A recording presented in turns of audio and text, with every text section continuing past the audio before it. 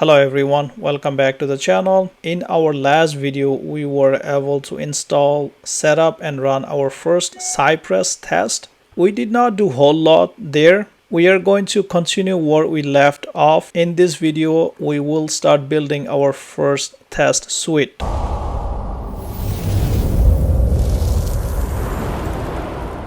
So if you are new to test automation, you might be wondering what is a test suite?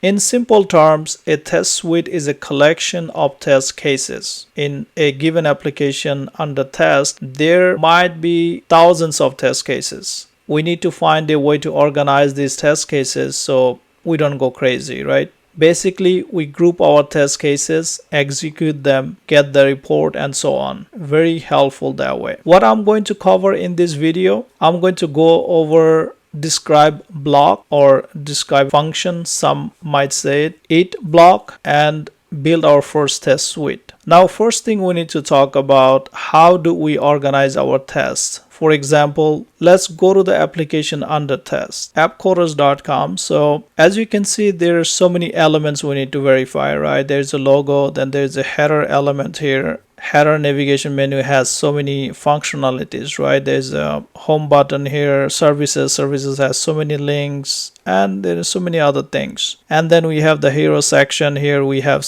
multiple sliders. Then if we go down, there are so much, right? So app coders home page or landing page, there's so many functionalities. We need to organize this test. So I'm going to go back to my Visual Studio Code. So this is where we kind of left off, right? I had a it block, and then inside it block I had the URL to visit the website. But this is not the proper way of doing it. In future, we're going to look into how to build a framework. So I'm gradually going there. But we need to organize our tests, right? To do that, Cypress has this awesome feature called describe block.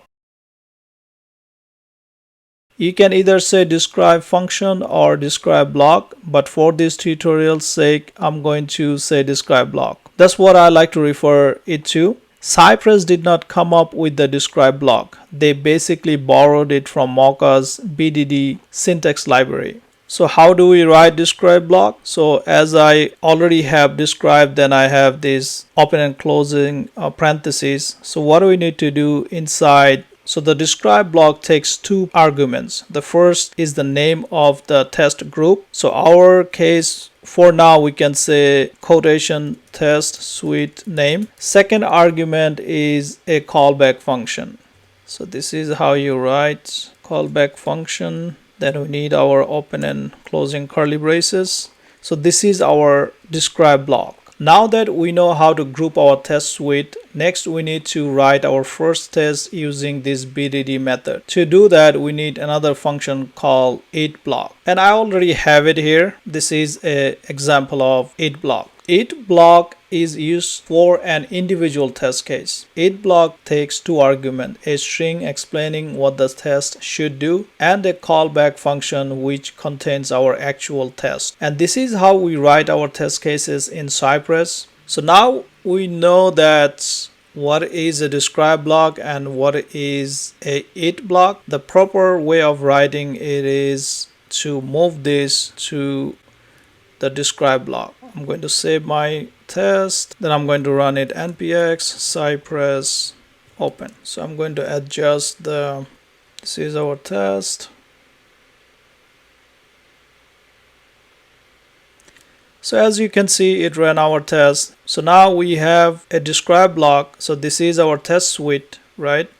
And then inside the describe block, we have our first test. So some best practices for describe and it block. Describe block, there may be one or more test cases in a test suite. We can add multiple test cases, right? We can basically simply copy this and add another test cases. This is the whole purpose, right? A describe block's description must begin with uppercase. So here we should have it as like this. Test suite name. The describe block's description should be easy to understand. Let's rename our test suite name.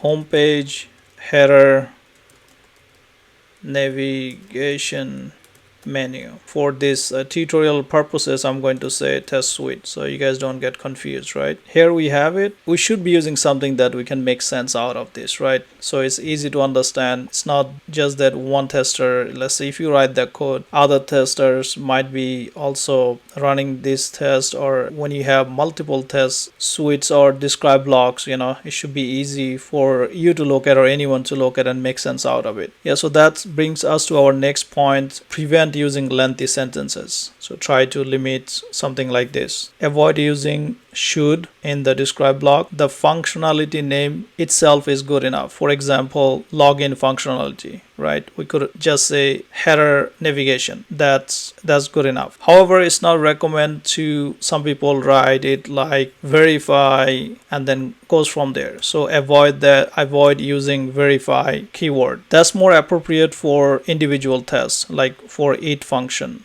We can use it here. So some best practices to do, not to do for each function. Each block description should be written in lower cases. Again, I have it upper cases. So something like this. It's really not a big deal, but just a best practice, right? Each block's description could be more specific. So myself, I like to begin description with should, or sometimes I use verify. That's fine. You can also use must. Some people use must. However, it's not necessary to begin with these terms. Most important thing is to make sure it makes sense. What that means is that when you give this a name, you test a name, it should make sense, right? Alright, so that's it for this video. Next, we are going to look into how to write multiple test cases and slowly build our test suite. So don't forget to subscribe, click the like button and hit the bell icon. This will notify you when I upload new videos. Also, this helps me with the YouTube algorithm so I can bring more content like this to you. Thank you for watching. See you in the next video. Happy learning.